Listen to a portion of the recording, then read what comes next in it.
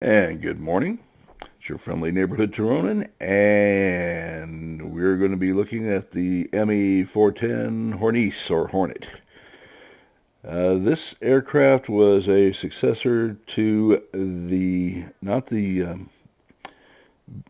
ME-110 as much as it was the 110 successor, the ME-210. And another abortive attempt to produce an aircraft which was called the ME-310. Both those aircraft suffered from such aerodynamic instability that they never really made it past the prototype stage. They were just considered that bad, and they were never considered for production. And Willie Messerschmitt decided that what he really needed to do was just start over. So this was the result. And this aircraft arrived at the theater of war 2 years late, which was unfortunate for the aircraft's history, though it was probably a better deal for the Allied pilots. The aircraft was used as a fast bomber and a heavy fighter. And you can see by its specifications that it was, in fact, just that. It's a heavy fighter. It moves relatively quickly. Your airspeed, now this is an unupgraded aircraft. Let's take a look at that for a moment. The engine began with, or ended with, well, this is crap. All right. I'm sorry. The aircraft was always outfitted with the Daimler-Benz 603A.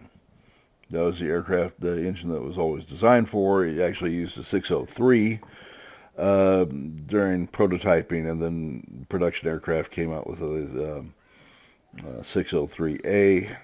In some ways, it was an overpowered aircraft. It had a small bomb bay underneath the nose, and I don't know if that can be seen here or not. Yeah, there you can just barely make it out. Right there is the bomb bay.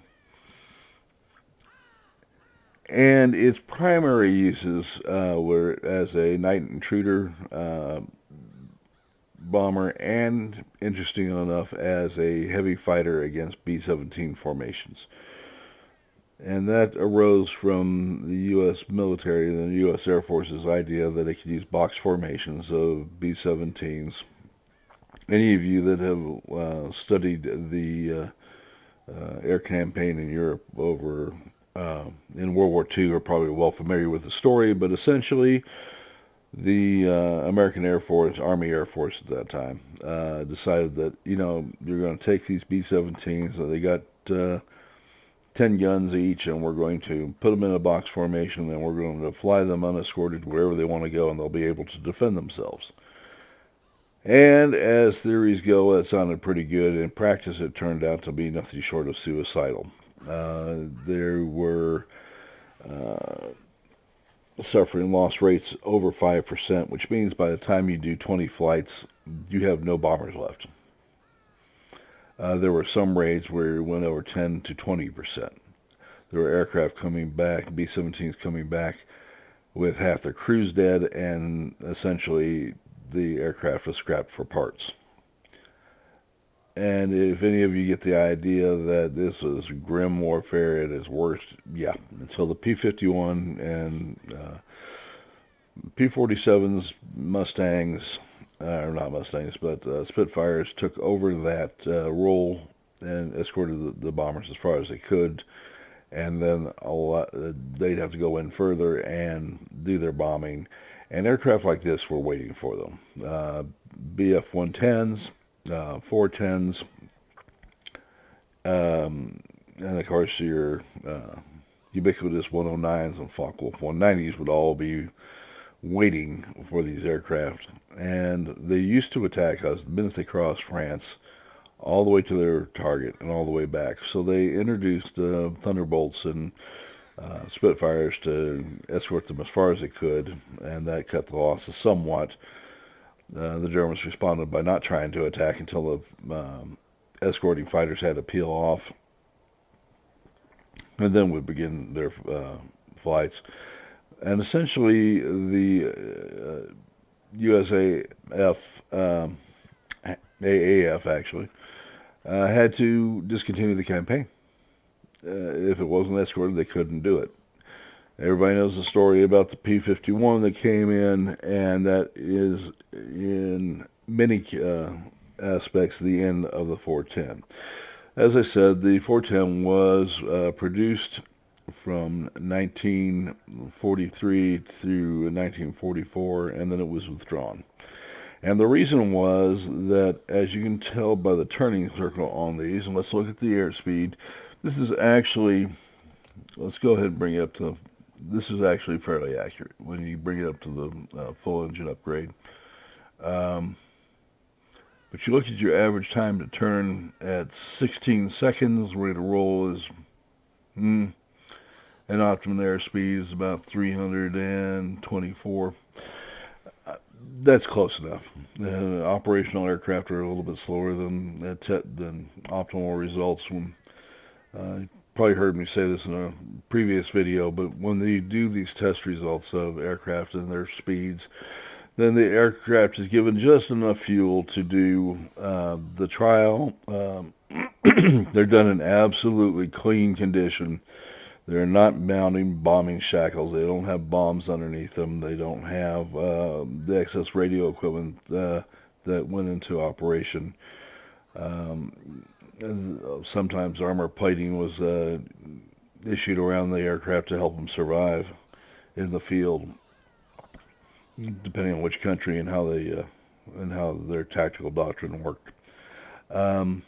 This was a very quick aircraft for its time, but it was not very maneuverable. And if I was to say, hey, let's take a squadron of these, and I'm going to give the other side of the squadron of P-51s, you would probably say, that's not fair. And that's exactly what happened. P-51s could get anywhere these things could get, and they could get there quicker. And you get behind the tail of one of these things and start chewing it up with 650s. They didn't last very long. You can see by the survivability that this has got nice survivability, but it's not that much better than a fighter. And so that explains why they just pulled the aircraft. After that, they just started arming up BF-109s and Focke-Wulf 190s with 30 millimeter cannons and called it a day. And there was a good reason for it. These could not do the job anymore. The 110s were getting eaten alive by Tempest and Typhoons and P-51s, which were roaming all over in ever-increasing numbers. And the aircraft just simply couldn't survive. The Luftwaffe had a lot of problems with having enough crews, though they did a better job of protecting their and producing good air crews than Japan did. We've discussed that in further videos. Who didn't do a good job and ended up not having a very good time of it. All right, so mercifully on this aircraft, you do not have just huge amounts of upgrades to go through here. These are available to you from the beginning. You can just purchase them. You can get two more 20 millimeters, which aren't going to be terribly effective in the attack, though they will help you in the heavy fighter version. You'll find for ground attack that the 250s or the two 500-pound bombs, these are SC 250s being 250 kilograms, and for those of us on the Imperial standards, it's you multiply that by 2.2, and that gives you pounds. Excuse me. So this is going to be a nice ground attack aircraft in that role. And then you get to the autocannons. And this is going to be very nice. Now, they don't have terrific range. They were relatively low velocity, but boy, did they hit. And I'm not sure how well they will do in a ground attacker role, but in a heavy fighter role, When something gets hit by a pair of these, it's over. They're going to die very quickly. These were very similar to the Japanese 30 millimeters in effect, if not by design. So, there you go. All right. Let's take this thing to battle and see how we do with this. We'll take a minute to see what I have in the depot, because we're changing out aircraft as we work through them. I have an improved reflector sight, which is kind of nice to have, but I'm not really all that interested in it. What I would want to do with this aircraft is go with the improved covering, the reinforced airframe, and the turret return stabilization. And then on the gunner, I want to go ahead and, when I get it,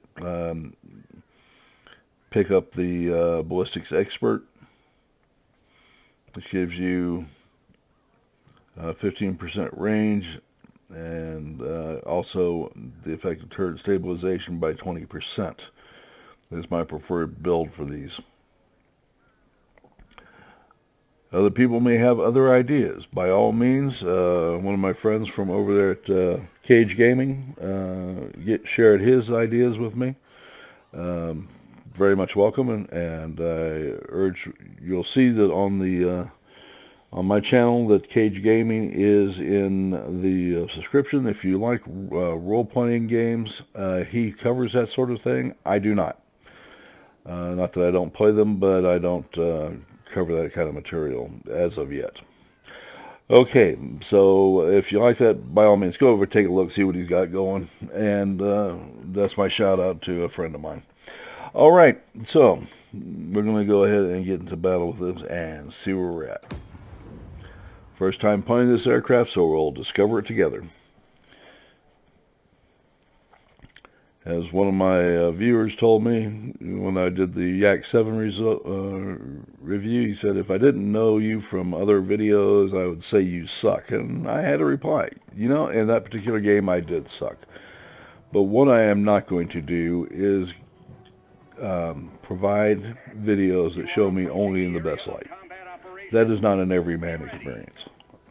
I work and have a lot of experience in this. I like to think I'm an above average pilot, but my results show that I am an average Joe.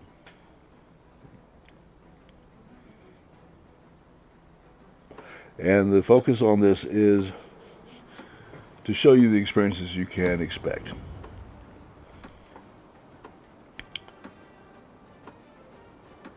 The good, the bad, and the ugly. And the Yak 7 was admittedly ugly. I will be doing another video on that so you can see it in a better light, as I've learned to use the aircraft, just like you will have to learn how to use the aircraft. Alright, so we do have some bombs and rockets on this, and one of my favorite things to do on this particular map is to go find this air base, or this mining base down here to the west, and take it. Well, why would I care? Well, we've done a better job of World of Warplanes has done a better job of explaining it, but essentially every 120 seconds you get another 80 influence points with the mine. Now, they don't have any fighters over them, air defense fighters, I should say, which kind of makes things a little easier from the standpoint of attacking the base.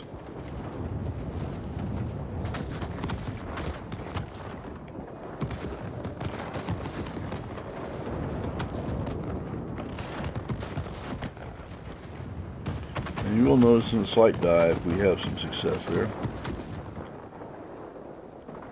And what I'm going to do is circle back around and try to finish off that central mining site. Since if you do not finish it off, you're wasting your time. And any enemy fighter that shows up will take your, now you notice, one square, and how fast it went away.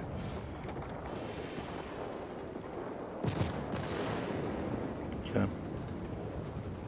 Now, I've done about all I can do except to kill anti-aircraft guns and soft targets, which I will proceed to do as long as there's no enemy aircraft around. So we'll makes the job a little easier on the attack aircraft. And God knows they have enough problems.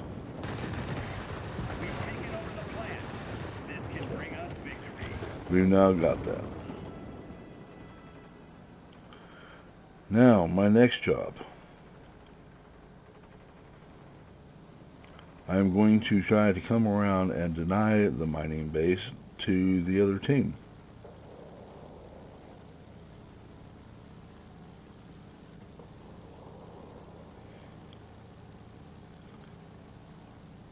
And to do that, I do not intend to get hung up squabbling over that fighter base in the center. I may not have a choice of one of those to come out after me.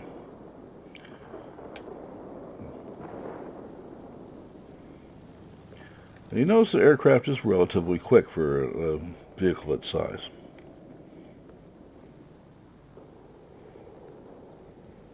And it has some altitude performance capabilities. And you'll notice that as long as I stay outside of their area of operation, that their defense fighters have no interest in me at all.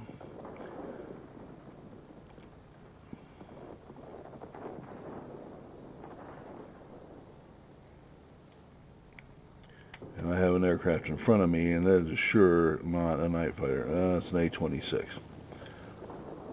And that, unfortunately, is my responsibility. I say unfortunately because that is one tough son of a gun.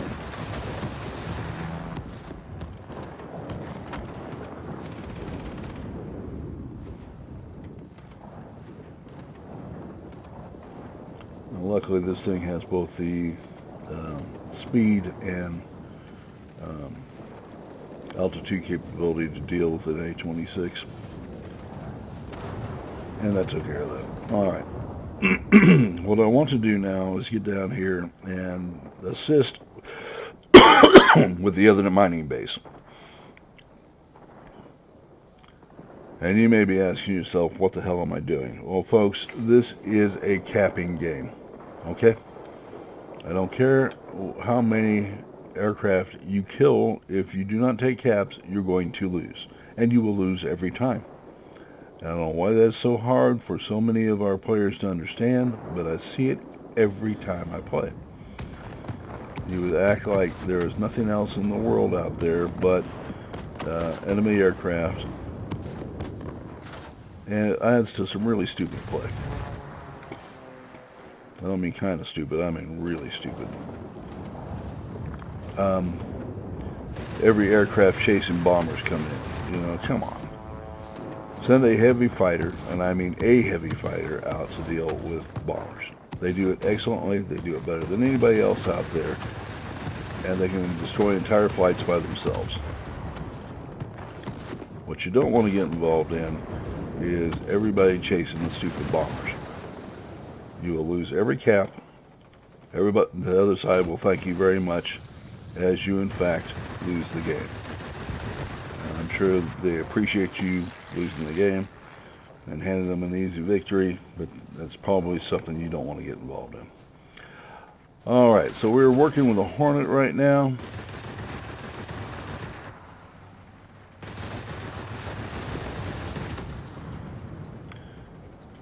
And Mr. Teflon there showed up with his Meteor.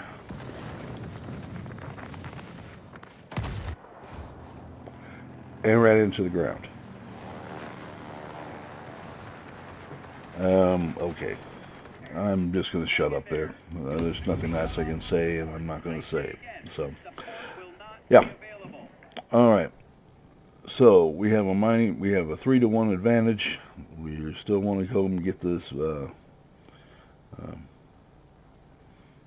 to try to preserve this mining base while we can. Get as much of it as we can. We'll have to keep an eye out for that meteor.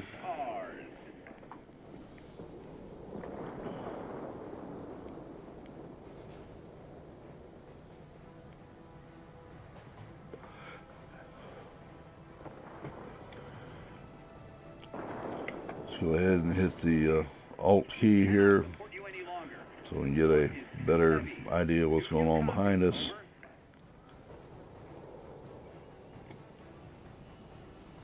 There's a Hornet again.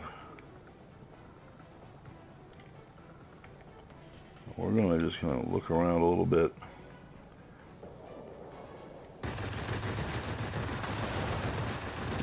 Touching them up.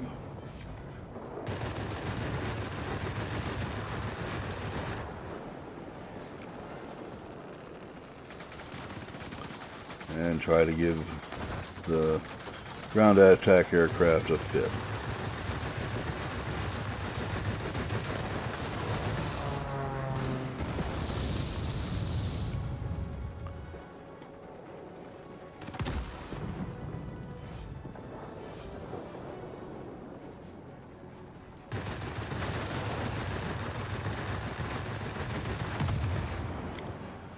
Now, you notice what happened when we were turning red and I killed that enemy aircraft, and I got all those points to me, just like I attacked all those aircraft. I'm proud of you, pilot. Head back home. All right. That is the difference between a capping strategy and flying around and fighting other planes. All right, and I know 90% of you, of my viewers, know this. They know because I'm constantly harping on it. What I'm trying to do is raise the level of play.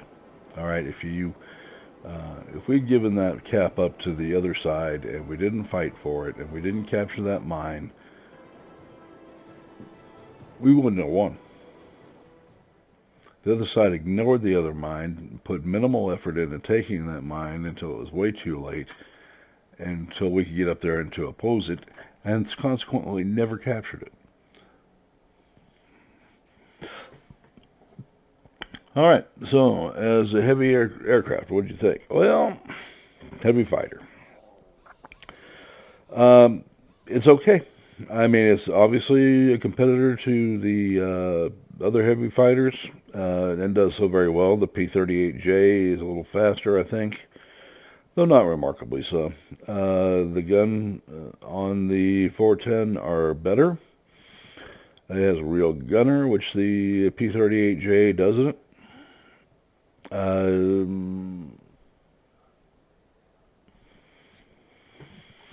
It has a decent bomb load. I actually think the P-38 has a better one.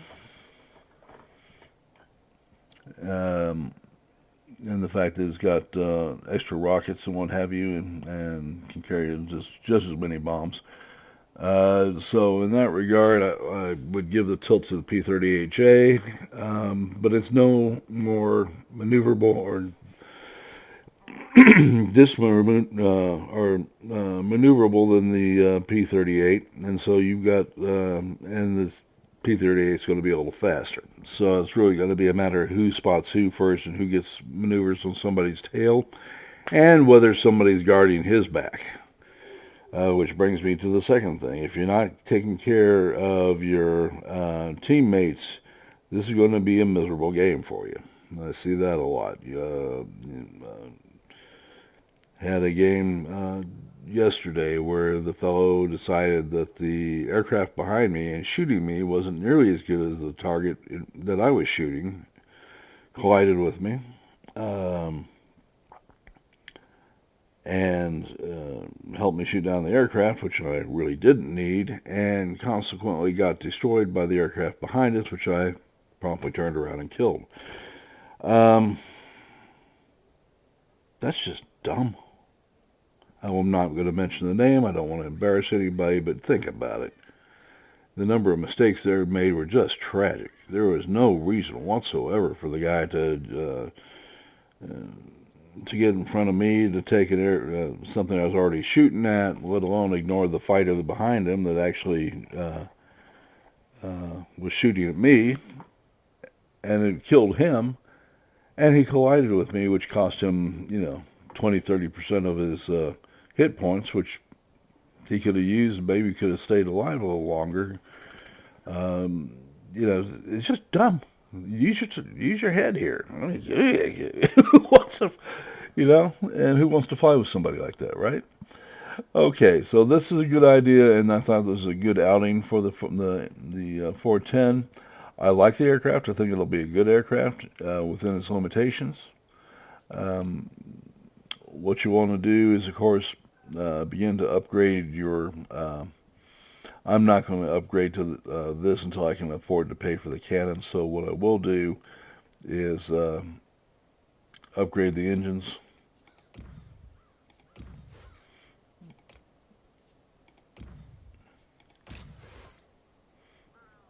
And then when I get, you'll notice that cleverly the two upgrades are almost the same.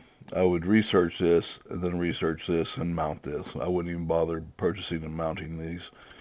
And that should give you a great deal of firepower in dealing with.